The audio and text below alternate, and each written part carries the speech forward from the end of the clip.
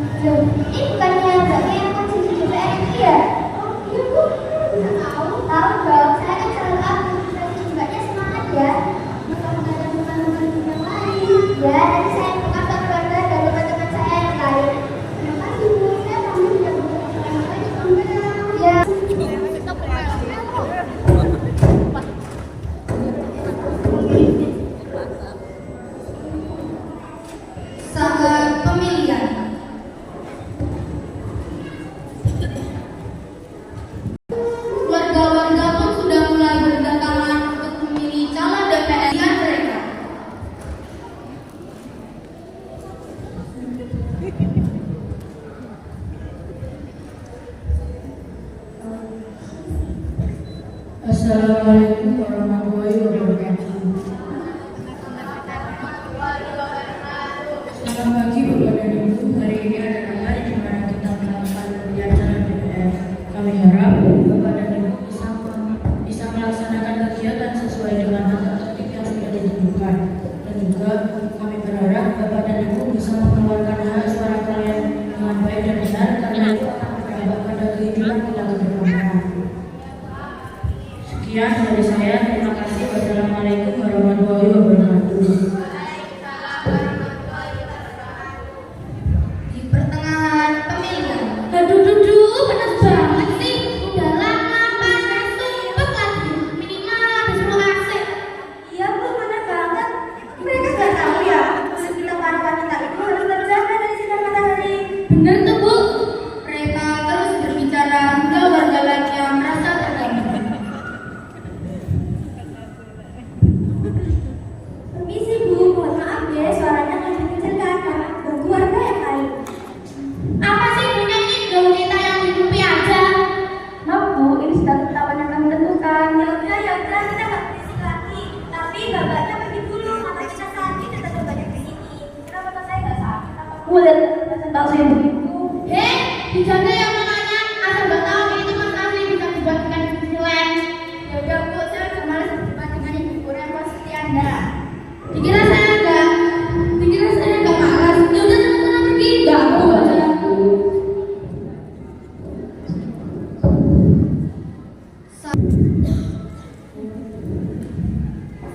Ibu Naura, Ibu Yeni, Ibu Aura.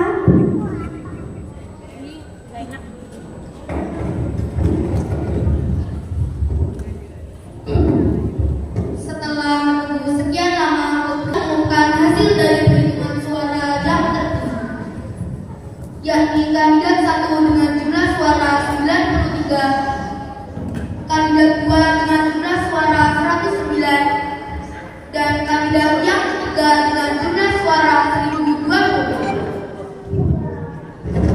Di sisi lain, di mana para kandidat berada di rumahnya masing-masing.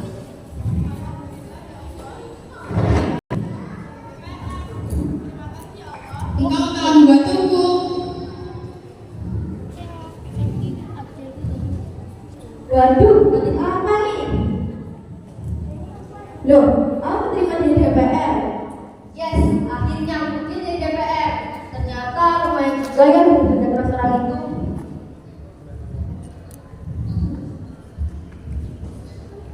flashback. Duh, gimana ya caranya aku biar bisa memilih DPR sama orang kali? Oh, aku tahu. Clarissa.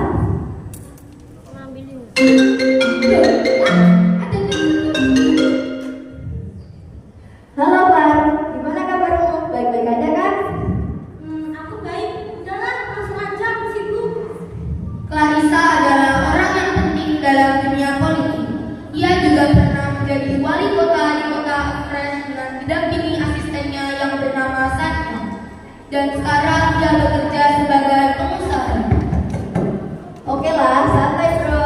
Gua minta bantuan dong sama lo, please. Gimana nih? Emangnya kita bayar berapa kalau kita bantu? Memang kalau aku bantuin kamu mau bayar berapa? Masalah itu kan gampang. Ya udah, nanti aku coba tempatmu ya. Tapi jangan pacaran saja aku. Oke lah. Keesokan harinya, Vita pun bersiap berangkat dari rumahnya menuju ke tempat yang sudah di-Sherlock oleh Clarissa. Sesampainya di depan itu, Vita pun langsung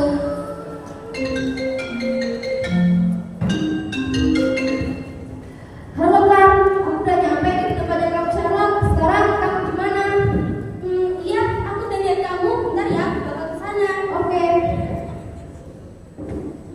setelah sampai di tempat Vita berada. Langsung masuk aja ya, gak enak di sana lain. Oke. Vita.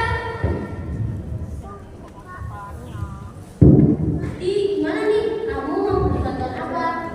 Jadi gini, sekarang kan aku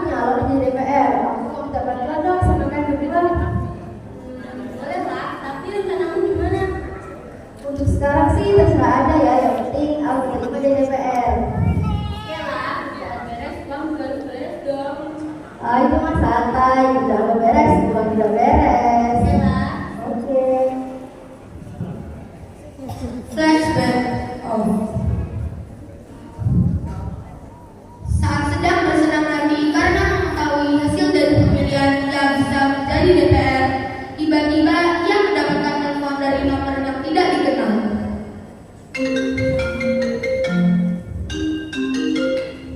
Hai Fit, aku yang sudah bantuin kamu ya buat DPR. Duh, bantuin apa sih? Aku terima jadi DPR karena hasil kerja keras sendirian. Gak usah ngaji kamu. Dasar gak tahu diri. Aku orang yang udah bantuin. Di sisi lain, Sania mendengarkan bahwa ada yang tidak beres dengan Clarissa. Clarissa, dari tadi sih kamu ribut terus, kenapa sih? Ini lah kan orang yang udah bantuin banyak DPR. Dia nggak janji ke kita aja kamu bayar kita. Orang yang kita bulan yang lalu. Iya, orang itu. Iya kan, aku ingat. Terus dia nggak mungkin kan kita janji. Tuh aku bilang apa sih saja kamu bayar kita aja nggak janji. Ya udah, gini aja Claire, kita telepon lagi aja. Oke. Clarissa pun mencoba menelpon Vita, namun Vita menolak panggilan. Hingga akhirnya ia pun memblokir nomor itu. Setelah sekian lama Clarissa berusaha bilang jadi Vita, namun ujungnya tidak dibalas oleh Vita. Akhirnya Clarissa menelpon polisi dan mengatakan semuanya kepada polisi.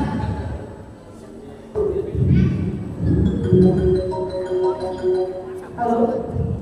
Halo polisi. Halo? Jadi begini, saya ini melaporkan kejadian yang saya alami.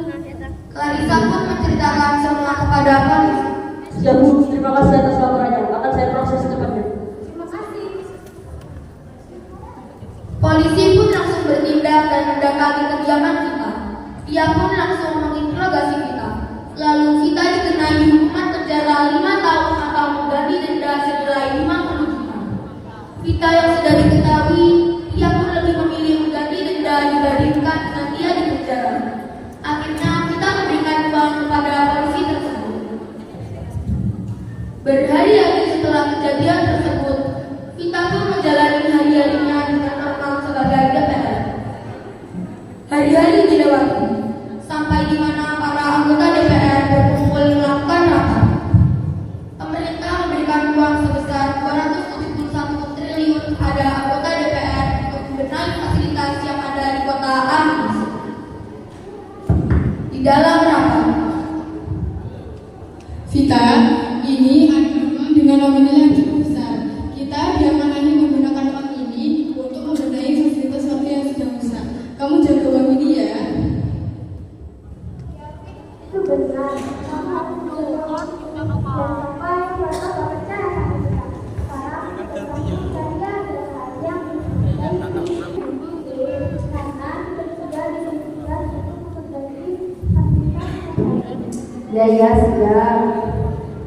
rapat pun selesai. Mereka pulang ke rumah masing-masing.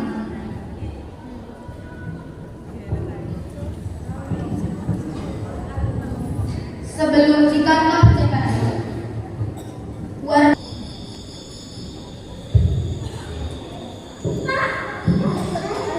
Ayo duduk sini. Kalian merasa baik? Ada yang aneh di sana? Iya, saya juga merasa perasaan kita tidak pernah telat. Kompleks sambil ngecek fasilitas yang belum diperbaiki. Nanti kita lapor ke Pak Kades. Gimana? ayo, semua warga pun menyetujui pendapat dari Naura dan mereka mulai beranjak dari pos ronda untuk mengecek sekeliling.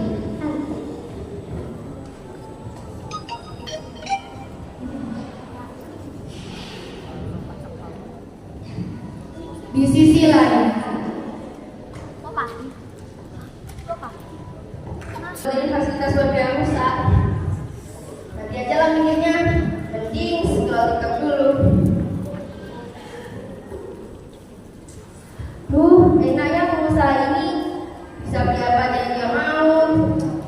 Andai aku bisa kayak dia, punya uang banyak, beli barang-barang branded. Apa aku gunain aja ya uang ini untuk ia berpikir untuk memakai uang tersebut. Lalu jika sudah memakainya, ia akan mengganti uang itu. Itu adalah pikiran dangkalnya untuk kesenangannya sendiri. Tanpa pikir panjang, dia pun langsung menggunakan uang tersebut untuk pergi berlibur ke luar negeri dengan biaya yang sangat mahal. Hingga uang yang dia dapat untuk membenarkan fasilitas desa yang bisa menghabiskan.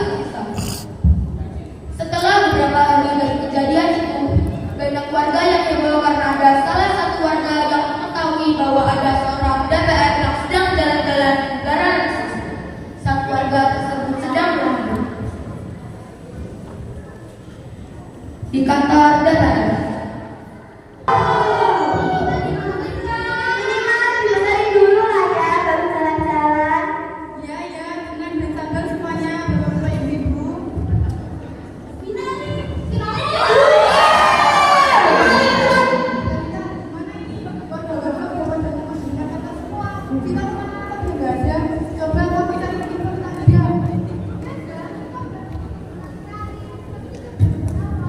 Ya udah, kalau gitu kamu cari biar di kafe tetap buat dari kita.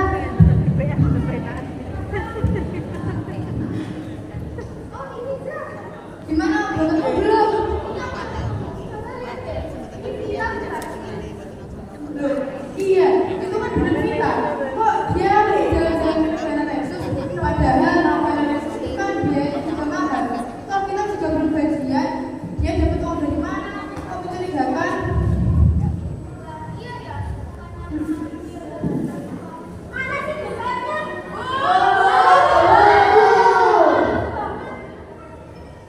Ya udah, sekarang gimana caranya biar dia mau balik dan tanggung jawab atas semua perbuatannya? Apa kita jemput dia secara paksa dengan membawa polisi?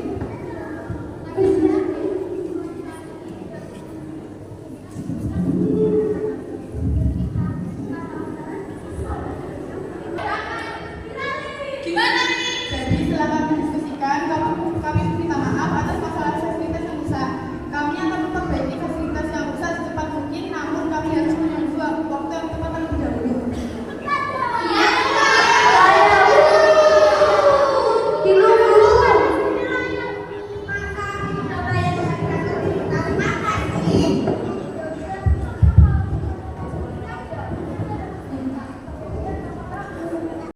Di kantor polisi. Permisi Bu, ini saya ada yang pengen bilang Ibu.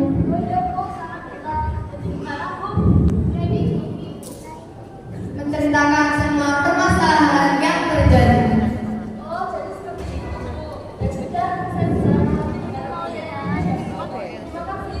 Terima kasih Bu atas kajiannya. Setelah beberapa hari polisi mencari dengan penuh usaha bersama timnya, akhirnya mereka menemukan keberadaan Sita. Lalu Sita pun dibawa ke kantor polisi untuk diinterogasi secara tertutup. Sampai Sita benar-benar menjelaskan secara sejujur-jujurnya dan rinci-rinci. Di ruang interogasi,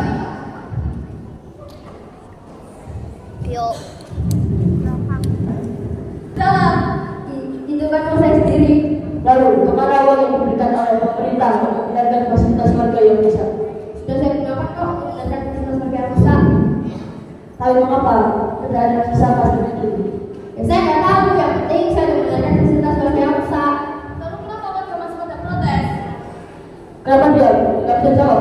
Makanya, kalau mau yang kita tinggi. Kalau kamu diam saja, berarti apa yang saya bilang ini beneran kalau kamu sih. Hei, jangan salah dulu ya kalian. Saya tidak akan jika tidak ada buktinya. Emang apa buktinya kalau saya korupsi? Ini adalah bukti dan data yang telah kami kumpulkan. Oke, saya ngaku. Saya udah capek ya bertanya di sini. Malu banget lagi di sini. Gak bisa kantor polisi kamu dan Salah mula, korupsi. sekarang kamu ikut saya. Vita pun diborgol dan ditahan di kantor polisi.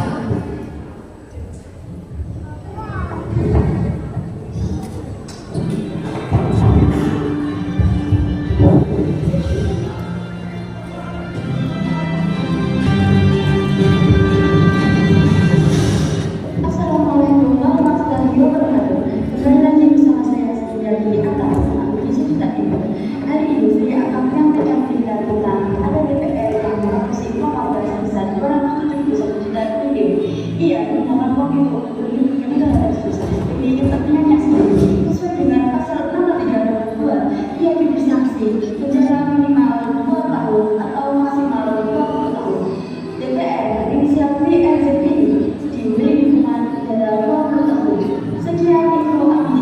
Terus sama